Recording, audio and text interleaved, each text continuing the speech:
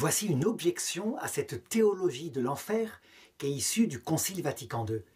S'il est vrai que l'enfer est choisi par les damnés, à travers un blasphème libre contre le Saint-Esprit, comment expliquer qu'à chaque fois que la Vierge Marie ou que des apparitions montrent l'enfer, elles montrent une horreur telle que la décrit Dante, avec des monstres de démons qui attaquent le damné et de la boue et de la vase. Comment peut-on choisir librement un tel endroit? On le voit par exemple dans l'apparition de Fatima, où la Vierge Marie montre au petit François, à Saint François de Fatima, l'enfer, et ça le bouleverse tellement qu'il change de comportement. Mais on le voit aussi à travers cette petite vidéo qui est sur Internet, et on voit nettement un homme, un ivrogne, qui bat sa femme, qui se suicide, qui voit l'enfer, qui revient sur terre miraculeusement parce qu'on l'a réanimé, et qui est changé, mais qui l'a vu comme une horreur, et non pas comme un jardin de liberté, tel que le présente cette théologie, et tel que le présente aussi le démon.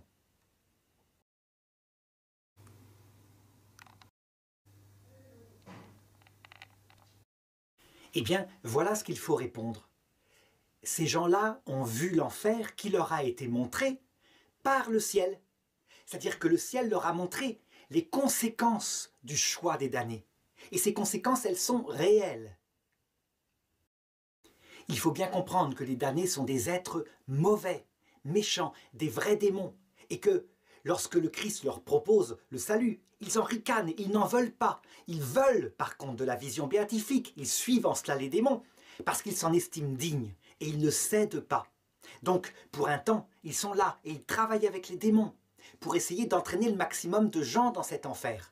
Il y a donc entre eux une collaboration, mais une collaboration de bandits. Ils se détestent, ils se méprisent les uns les autres. Et donc on le voit, leur orgueil est source, par somatisation et par conséquence immanente, de toutes les plaies que raconte Jésus, à savoir le feu intérieur de l'enfer, cette division à l'intérieur de leur âme faite pour voir Dieu, mais qui préfèrent crever que d'être dépendre d'un tel Dieu. Ils veulent être libres et indépendants, choisir eux-mêmes le bien et le mal. Le ver rongeur du remords, parce qu'ils voient bien ce qu'ils subissent, et donc ils en sont pleins de rage, non pas parce qu'ils ne voudraient pas pécher, mais parce qu'il y a ces conséquences. La haine envers les élus, et en particulier la Vierge Marie, parce que cette femme si soumise, elle a le pouvoir, et ça les met en colère. Si le petit François de Fatima, ainsi que ce monsieur qui battait sa femme, étaient allés en enfer pour y vivre vraiment l'enfer, alors ils n'auraient pas réagi différemment. Ils auraient réagi différemment. Ils seraient là en train de rire de ce que je dis maintenant, en disant « mais au moins on est libre ». Et jamais ils n'auraient fait une démarche de repentir comme ce petit François qui a changé son comportement. En réalité, ils ont vu des conséquences de l'enfer montrées par le ciel, qui les a ainsi secoués, qui leur a fait peur. Et du coup, ça a eu un effet salutaire sur leur vie, ils ont changé leurs mœurs. Mais bien sûr, leur âme n'appartenait pas à l'enfer, leur âme appartenait au paradis, il fallait simplement la secouer par ce commencement de la sagesse.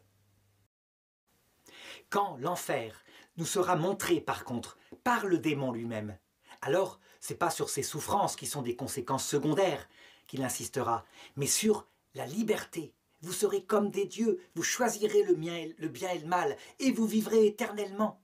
Et nous nous battrons pour obtenir cet équilibre dont nous avons le droit, parce que Dieu nous a créés comme ça et donc il doit nous donner cet équilibre par la vision béatifique que nous obtiendrons. Voilà ce que présente le démon. Et ça, c'est choisi par les damnés. Donc on le voit, il n'y a pas d'objection à présenter l'enfer de la part du ciel comme un four de feu, une souffrance immense. C'est vrai, ce sont des conséquences, mais qu'on préfère subir plutôt que de renoncer à son orgueil quand on est en enfer.